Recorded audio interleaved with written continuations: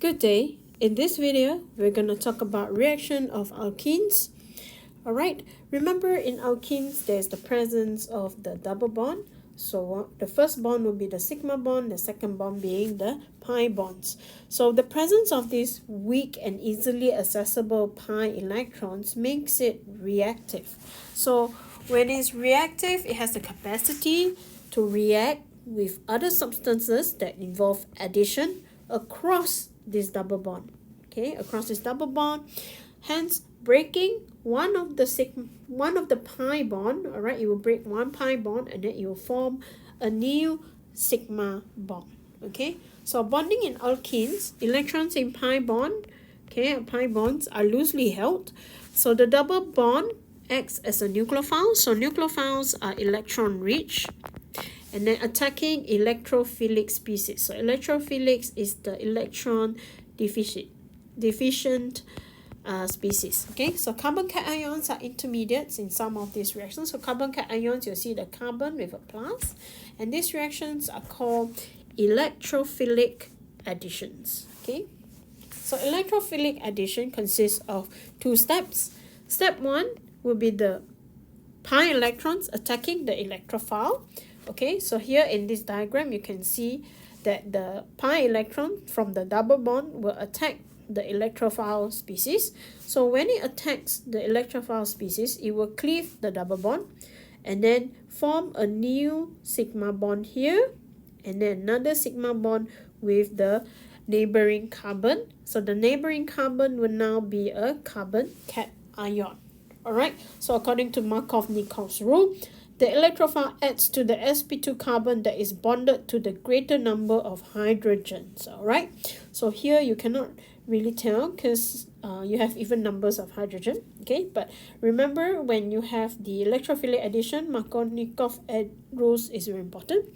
And then when you have step 2, the nucleophile, okay, attacks the carbon cation. So later you will have another nucleophile species that will attack this carbon cation and then it will take over it will form a new bond with the nucleophile species. So this is some reactions. All right, so another thing you have to take into consideration about electrophilic addition is that it is regioselective. Regioselective meaning we have to remember, okay, the stability of carbon cations. Okay, so when you have, like for example, this is one propene, right? One propene.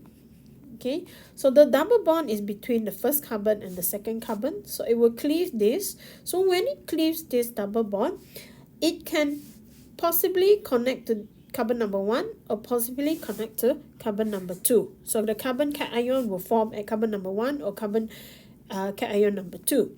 So how are you going to remember this is that, alright, the hydrogen will attach to the carbon that has the most hydrogen. Alright, and then this Cl, okay, will become a nucleophile. Okay, so the double bond will attack this electrophile. So the H plus is the electrophile. Okay, H plus will be the electrophile, and then after it attacks, the Cl will detach to become a nucleophile. Okay, to become a nucleophile. So in HCl, okay, if you're reacting with HCl, so I think this is a halogenation reaction. So halogenation is a electrophilic addition reaction. So halogen here will be the electrophile.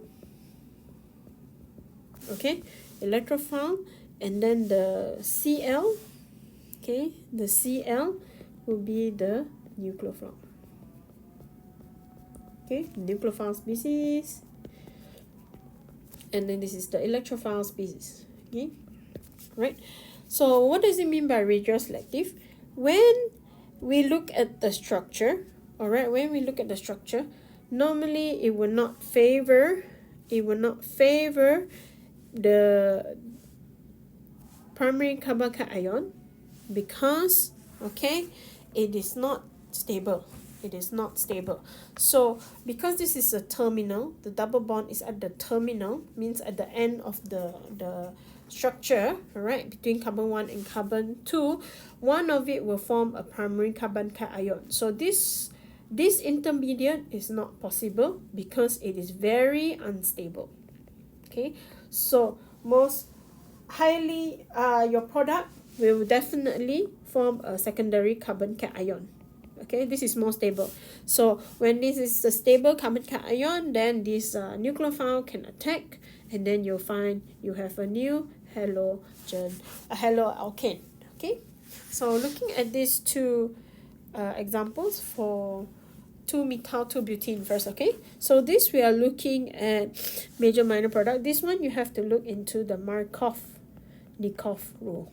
Okay, so Markov-Nikov rule. So when you cleave this double bond, okay, cleave this double bond, so where does the H go, where does the I go? The H will go to the carbon that has the most hydrogen attached to it. So if we look at these two carbon, all right, carbon on the right here all has no hydrogen attached to it, whereas carbon on the left here has one hydrogen attached to it. So automatically it will go to, the H will go to this carbon, and then the I will go to this carbon. Okay, so when you have that, okay, when you have that, you would think your product, right? Your product, right? So you think you will only have one product. Okay, you would think you only have one product. But again, you have to remember, okay, this will be your major product. The carbon, the first one we talk about, it will be your major product. Now, there is a possibility for the minor product as well, whereby the ion will go to this carbon instead. So there is also still a possibility. Alright, it can happen. It can happen. Alright, so if you compare these two, okay, so Markov-Nikov rule will tell you which one is major, which one is minor. Okay, which one is major, which one is minor. So remember the H and the I, it will definitely go into either one of the carbon that is connected by the double bond. Alright, so like for example the methyl cyclohexene, okay, you have a double bond here, and then you have a HBr. So HBr, the H can come here, okay, and Br come here, or the H can come here, and then the Br come here. Okay, so there are two possibilities. So if the H go to the first carbon here, then you will get the second product here. If the H comes to this carbon, all right, then you will have this substance, okay, this structure. But which one is major, which one is minor? You look at the stability. All right, you look at the stability. So in this case, all right, this carbon, okay, here we're talking about the stability, right? So we have to go back to this. So which one will form the most stable carbon cation? You have to find whichever substance will have the higher classification, whether it's third, second, or primary carbon cation. So in this carbon is definitely tertiary. Okay, tertiary, you have 1, 2, 3 carbon attached to it. If it's this one, okay, this one has only 1, 2 carbon attached to it. So that is why this is the major, this is the minor. Okay, same goes. So actually this one also you can use the same application. You look for the carbon, you look at the carbon, which one will give you more stable, right, in terms of the substitution. This is major, this one is major because this carbon has 1, 2, 3 carbon attached to it, whereas this one will only have you will only have 2. Circle the wrong one. This one only has 1 carbon, 2 carbon. Alright, so we look at where to position the I by comparing the stability of the cation. Okay, So Markov-Nikov rule. Markov-Nikov rule, the positive part of reagent becomes attached to double bond which bears the greatest number of hydrogen atom. In regioselective reaction, one constituent isomer is the major and the other or the only product. Okay, the acid proton will bond to carbon 3 in order to produce the most stable carbon cation possible. Okay, so just now as we mentioned, alright, as we mentioned just now. Okay, so the double bond attack the H, alright, and then it will cleave, and then later this Br will attack the carbon cation and join in, right? Okay, so acid proton. So this is Markov-Nikov rule. Markov-Nikov rule, you have to remember. I think Markov-Nikov rule can also help you determine which one is a major and also minor product. Alright, just by looking at which carbon the H should attach to. Alright, and then at the same time you compare it with the carbon cation stability, you will be able to determine which substance is major, which substance is minor. Okay, so for example in this case, alright, okay, so you have two possibilities. Alright, so this is not formed because this is not stable. Alright, this is not formed because it's not stable. So the carbon cation cannot be here. Okay, so anti-Markov-Nikov. Now anti-Markov-Nikov is free radical addition of HBr in the presence of peroxides. Okay, peroxides, HBr adds to an alkene to form an anti-Markov-Nikov product. Peroxide produces free radicals, only HBr, just the right reactivity for each of the steps, the free radical chain reaction to take place. So peroxide effect is not seen with HCl or Hi. So Markov-Nikov rule normally we relate it with HBr. Reaction alkyl radical with HCl or Hi is strongly endothermic. Thus, atom H attached to the carbon with fewer hydrogen atoms. So Markov-Nikov rule says that the hydrogen will attach to the carbon with the most hydrogen. But when you have the presence of a peroxide with HBr, then it does not follow the Markov-Nikov. It becomes anti-Markov-Nikov rule. Okay, so where is the anti-Markov-Nikov? So this is the one. So this is hydrogenation, halogenation, right? So hydrohalogenation, okay. You have the anti-Markov-Nikov. You have to be careful in the presence of peroxides. Okay, later we'll go into that. Okay, let's pull in so far. Let's compare with what we have done here. Alright, just the beginning, talking about the halogen. So we haven't gone into this yet. So now we're gonna go into the actual reactions. Okay, so the reactions, right? So there are all kinds of additions here. Okay, hydration is also an addition, hydrogenation is an addition. There are so many addition reactions. Okay, so I think earlier on you learn about in alkane. Remember, alkane does not go through addition. Alkane goes through substitution. Okay, alkene undergoes addition. Okay, addition. Okay, so addition, right? So the first one is hydrogenation of alkenes. So hydrogenation of alkenes. So let's pull in this reaction diagram, my map. Okay, so hydrogenation of alkene, okay, means we're from alkene, we're gonna get an alkane. So where is our alkene? Okay, so we're talking about alkene to alkane. So this is what we call, the process is called hydrogenation. Okay, so hydrogenation meaning to say we're adding hydrogen. So hydrogen is a mass, so H2 is definitely one of the reactants, and then you need to have a metal catalyst as a metal catalyst present as well. So this metal catalyst, it can be platinum, it can be palladium, it can be nickel or rubidium. So normally you can just write H2, okay? Normally you can just write H2 PT, for example, okay? Or if you want to use PD, also can PT, PTB, PD, nickel, or rubidium.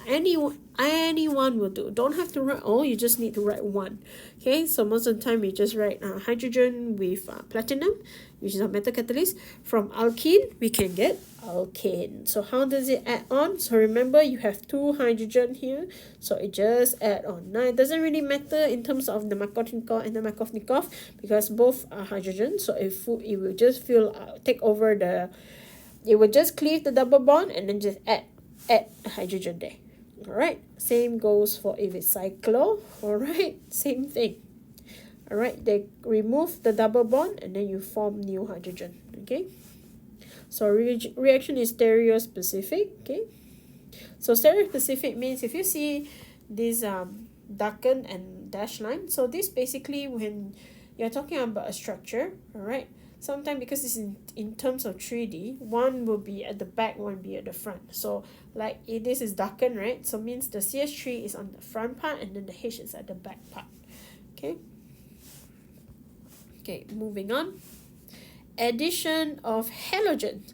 So just now, earlier we talked about halogenation, right? Addition, we are substituting hydrogen with halogens. Okay, so halogenation of alkene, also the same, will give you a haloalkane.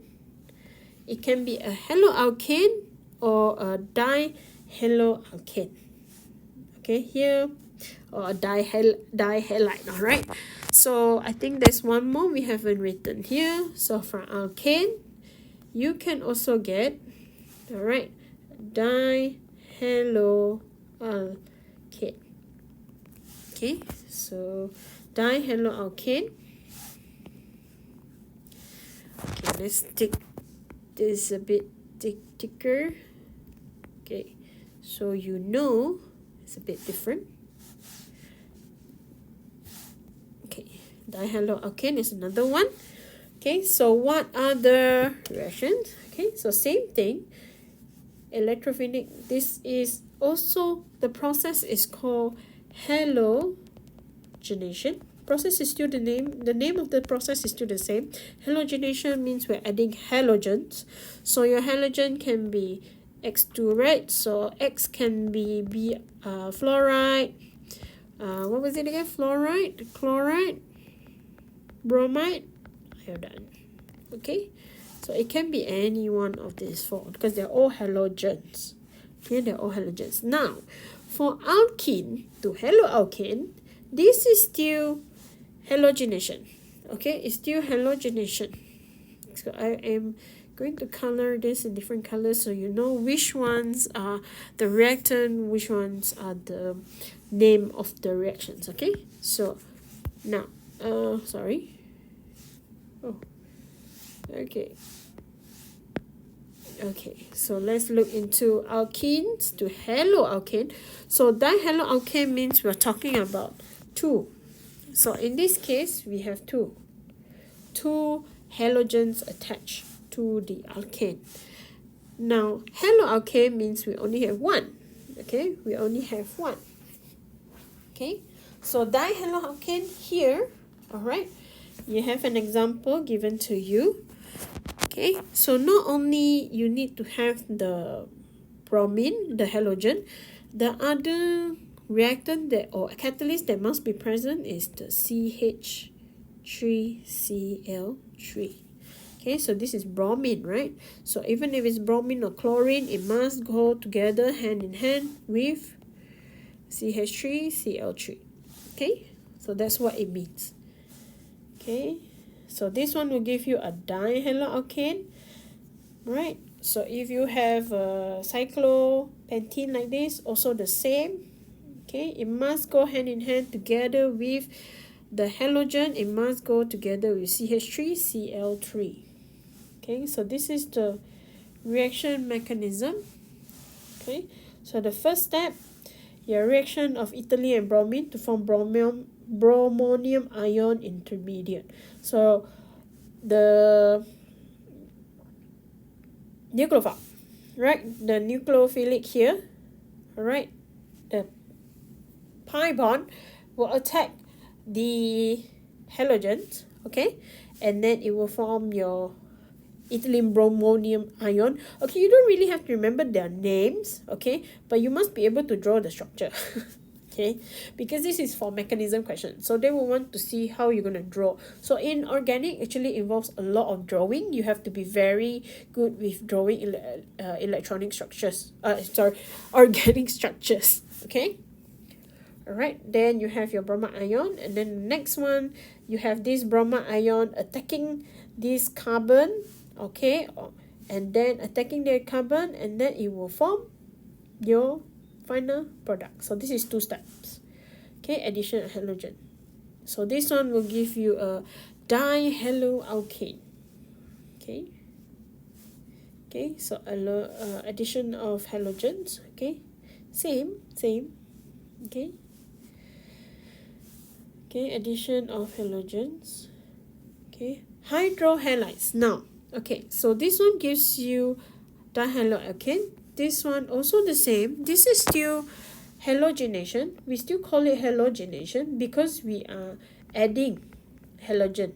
So this is still called halogenation. However, the reactants is different. So this one we are using hydrohalides. Hydrogen halides. So hydrogen halide, H is H, hydrogen. The X here we are talking about F, fluorine, chlorine, bromine, iodine. Okay, same thing. Okay, so if you want alkene to a haloalkane, means we're only adding one halogen to the structure. We are using HX. But if you use halogens, all right, as X2, all right, this one will give you a dihaloalkane.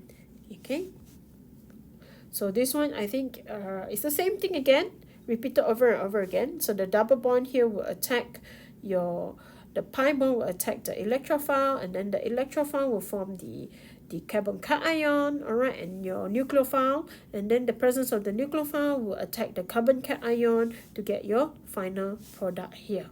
Okay, so it's basically a 2-step, step 1, step 2. Okay,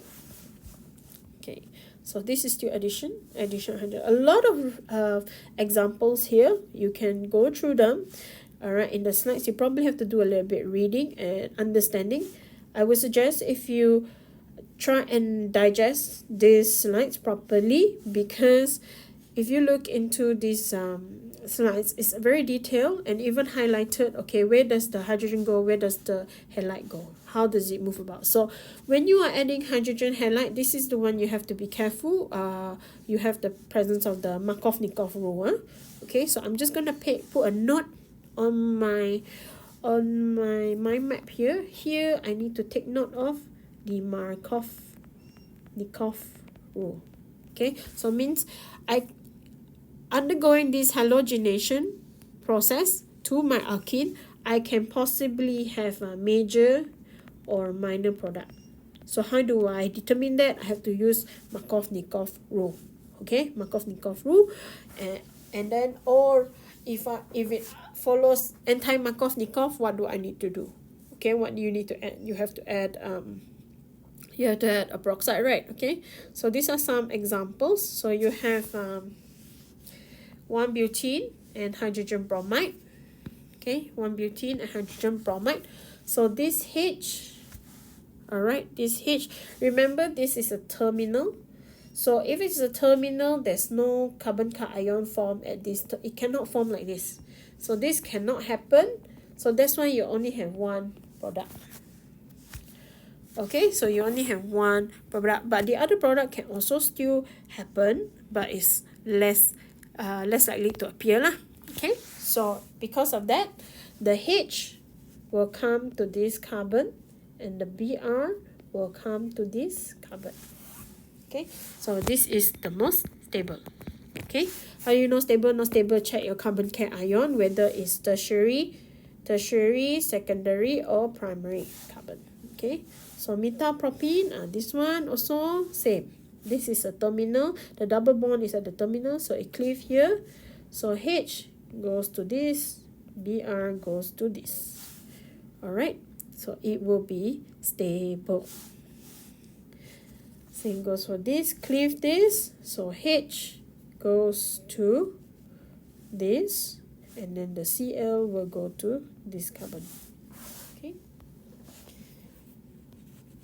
So okay, now we're going into hydration. Okay, let's put it into our mind map first. So hydration meaning we're adding water. So when you add water, you will get alcohol. So now we are looking at alkene to alcohol. Alkene to alcohol. So this one is called hydration. So if it is hydration is the name of the process, okay? Remember how we hydrate, right? So H2O is a must to be present, okay? But H2O alone is not electrophilic enough. So because it's not electrophilic enough, means it's not enough. It's not enough electrophilic. So because of that, we need to have an acid. So we have the presence of H2SO4. So it must go together with acid concentrated. So when we write H2SO4, this is automatically known as concentrated H2SO4. If it's dilute, then only you put a DIL. Okay, only if it's dilute, then we put a DIL. This is dilute sulfuric acid. If it's concentrated, we just put H2SO4. Okay, alright. So this is the reaction. Alright, alkene to alcohol is hydration, adding H2O with presence of H2SO4. Okay, so again the same thing goes. Alright, your H2O, you have H, alright, and then 2O again. Sorry. Okay, so sorry. I want to erase this. It's not listening to me. Okay. Alright. Okay. So H2O. So it will cleave the same place. Now you will have H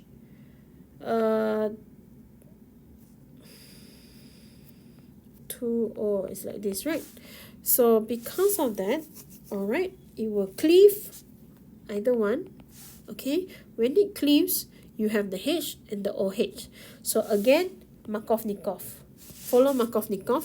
The H will go to the carbon that has the most hydrogen attached to it. So if we look at these two carbon here, okay, this side 1 H, this side no H. So automatically the H will come here, and then this will be the OH. Okay, so mind you, the bond is connected to the O, not the H. Not at the center also, it must be connected to the OH. Okay, it must be connected to the O, not in the center of OH. Okay, so no reaction with water alone. H plus of water is not electrophilic enough. Okay, means it's not enough, the electrons are not deficit enough. Okay, alright, so the mechanism, this one's a bit more complex. So same thing, it always starts with the double bond. The double bond will attack the hydrogen. Alright, hydrogen here we're talking about from the H2SO4 kan. Remember H in H plus water molecule also known as H3 hydroxonium ion, right? From I think we learned about it in acid and base. Okay, so we learned about it in acid and base. So it always starts from the double bond. The arrows will definitely attack, okay, the nucleophile, okay, and then to form the electrophile. Alright, and then the water then react with the carbon cation, and then you have a new intermediate, and then your deprotonation. Okay, so in hydration you got 3 steps: step 1, step 2, step 3. Alright, okay, so you have to remember how the mechanism work as well, because it can be asked in the exams as well. Okay, And then we have halohydrin. So halohydrin is the adding of water and halogen. So this one will give you a halohydrin. So let's see. Let's go into halohydrin. So do we have halohydrin written here? Okay, so we don't have halohydrin. Okay, so let's halohydrin. Okay, so another one for halohydrin. So this one will give me a halohydrin. Okay, halohydrin. So halohydrin formation. Okay, we don't have the name of the process here, but you know you need your halogen and you need H2O. Okay, halogen, same again. So I need to write X. It's actually talking about fluorine na, bromine na, chlorine na, iodine.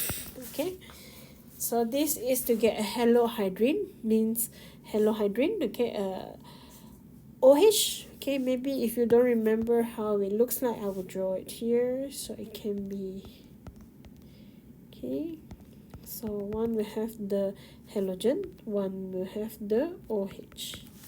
Okay, this is a halohydrin. Okay, so this halohydrin, so far internal mechanism is quite complex. So because of its complexity is above your level, most of the time we don't ask. But I would not say that it will not come out at all, because it's also quite similar to what we learned earlier, whereby you have the double bond attacking the halogen first, then afterwards forming the carbon cation. Okay, yeah, attacking the carbon cation, right? Carbon cation, and then forming the bromonium ion, and then termination again, to terminate the reaction. Okay, so I think it's 1, 2, 3 steps to get to your final product. Okay, so this one we don't really go into detail. Most of the time, if you see the questions, they want you just draw. So again, you just have to draw lah. Okay, so halohydrin, stereo-specific, anti-addition, and regio-specific.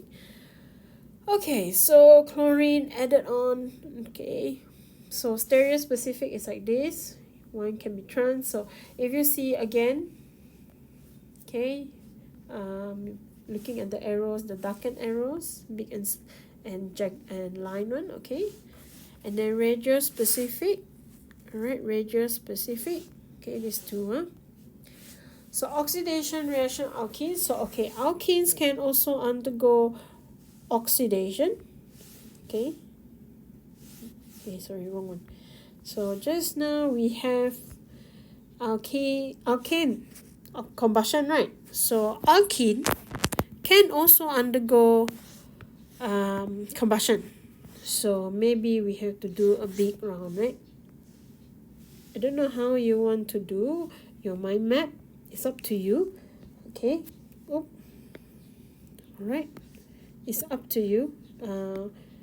I do not dictate, but it's good that you do the mind mapping, because this will help you when you do your revision. So same thing. This is also combustion. Okay, so this is combustion.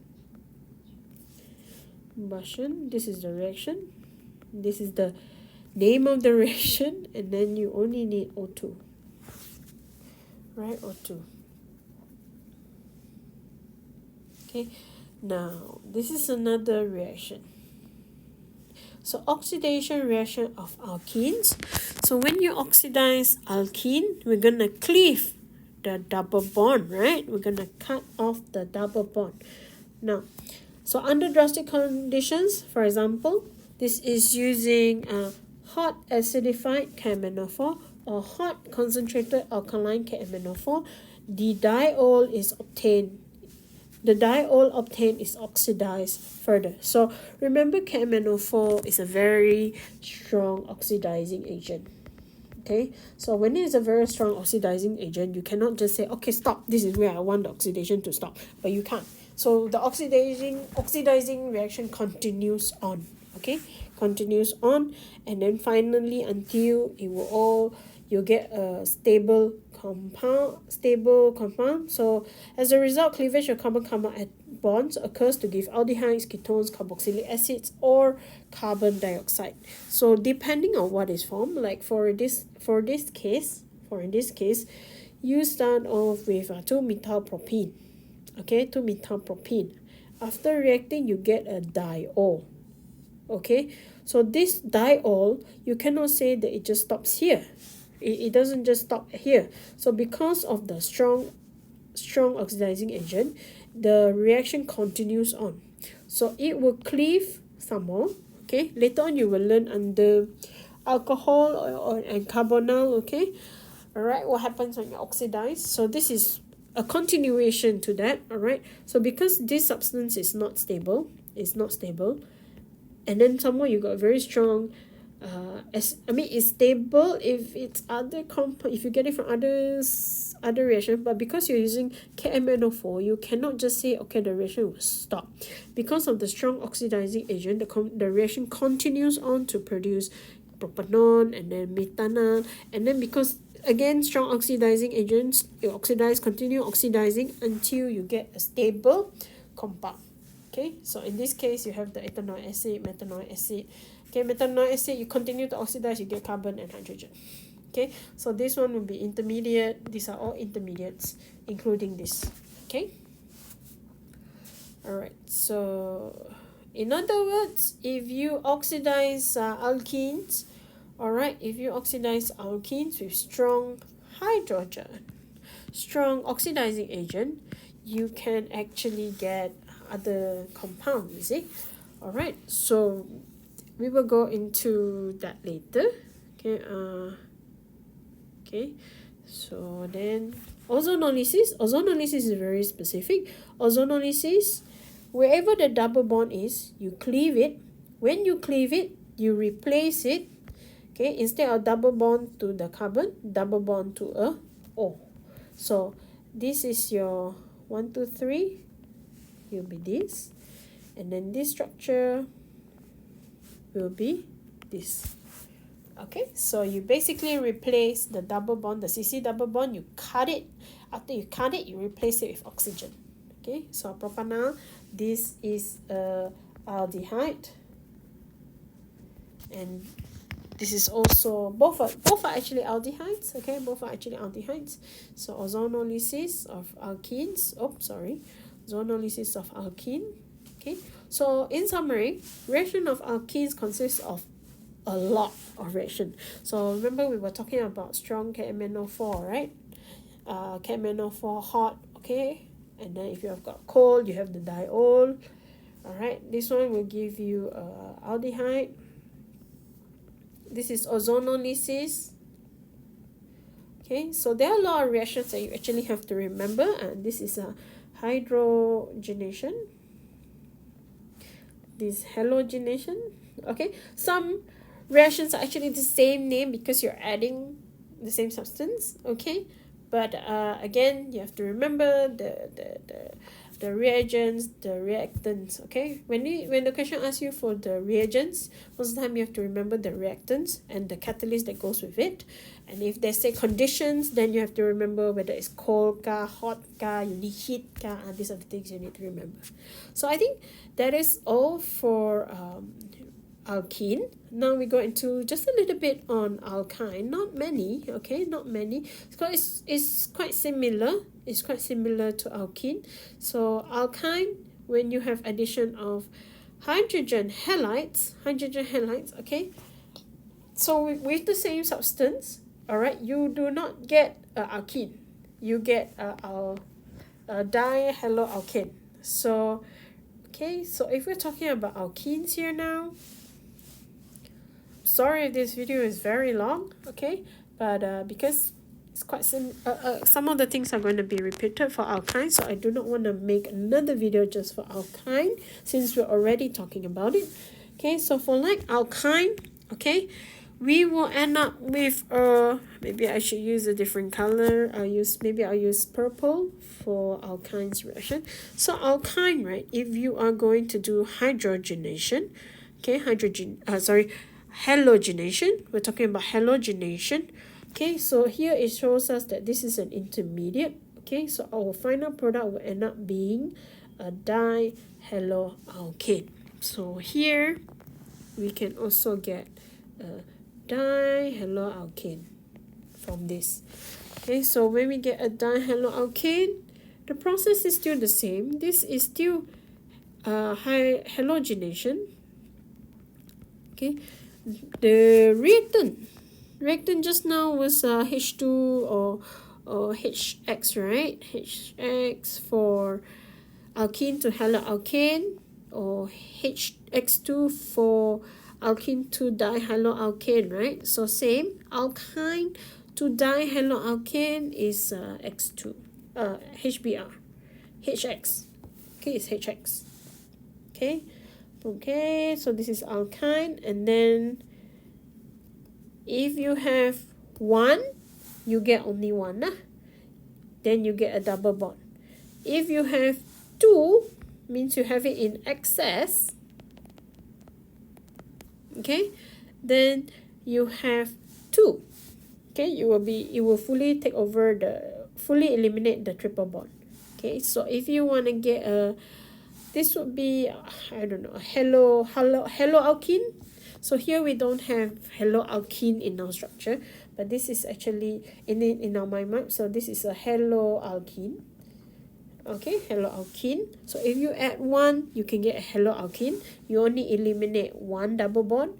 Okay, if you have extra, if it's in excess, then it will fully eliminate the triple bond. Okay, from triple bond it will just become one sigma bond, right? Okay, sorry, 3 sigma bond. Okay, 2 of it will be Br. Okay, and then hydration, just now we have hydration for alkene to alcohol. Alkyne also can undergo hydration, okay, but this alkyne, once it undergoes hydration, this is what we call a ketone. Okay, this is a ketone. So alkyne can also give you a ketone. Alright, this is a ketone. So how? Also the same, adding water. So remember the reaction is called hydration. Okay, so hydration, of course, hydration is not alone. You need to have H2O, H2SO4. Okay, so if you look in this, okay, we got H2SO4, we got even HgSO4, okay, for alkyne. And then for alkyne, it can become it can also undergo halogenation reaction or halogenation using halogen, the Br2 for example. Okay, again, it can be what do we call this, the triple bond here become 2, one of it substitute with Br, and then when the reaction continues on, okay, it will fully substitute all the hydrogen. Okay, so ozonolysis of a triple bond. Okay, when you have triple bond, remember just now, if it's double bond, you cleave, you get a C connect to O, right? So if this is a triple bond, you cleave, you add the double bond and an OH. Okay, because this is with O3H2O. Okay, and that is all for chapter 1 on alkane, alkene, and alkynes.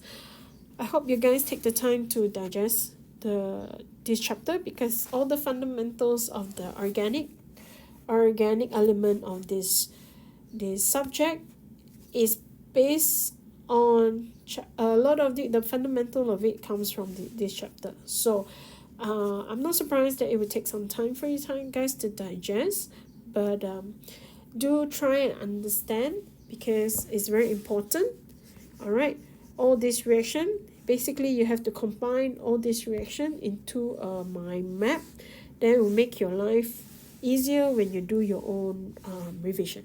Alright, so I think that's all for this video. It's long enough. I'm sorry that it's so extended, but I think I'll end it here now. Thank you.